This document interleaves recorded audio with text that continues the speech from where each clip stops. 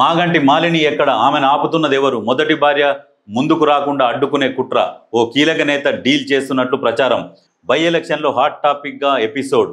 మాగంటి మాలిని అసలు మొదటి భార్య, ఈమె రెండవ భార్య.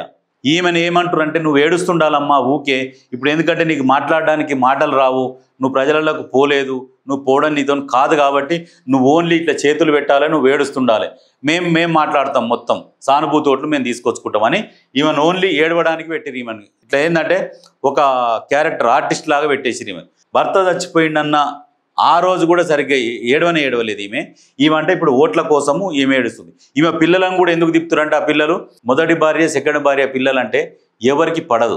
సమాజంలో మీరు ఆలోచన చేయండి. ఫస్ట్ హక్కులు మొదటి భార్య పిల్లలకే ఉంటాయి హక్కులు, వాళ్ళు వీళ్ళని చేస్తారు. వీళ్ళు ఈ భార్య పిల్లలు ఏం చేస్తున్నారంటే, మా అమ్మ ఒక్కసారి ఎమ్మెల్యే అయిపోతే ఇక మేము అందరం సెట్ కావచ్చు అనేమో ఈమె పిల్లలు ఎవ్వరి కాళ్ళు అంతర్గతంగా కుమ్ములాడుకుంటున్నారు. ఈమెకు అసలు ఈమె అర్హురాలు కాదు.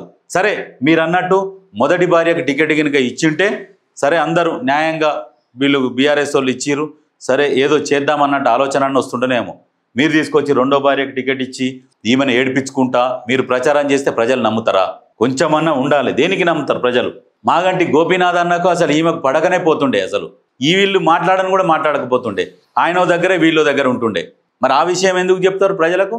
మరి మొదటి భార్య గురించి ఎందుకు మాట్లాడారు అంటే ఇవన్నీ మాట్లాడుకోవాలి. మరి ఆ మొదటి భార్యకు టికెట్ ఇస్తే అయిపోతుండే కదా. మరి అన్నీ ఉన్నాయి.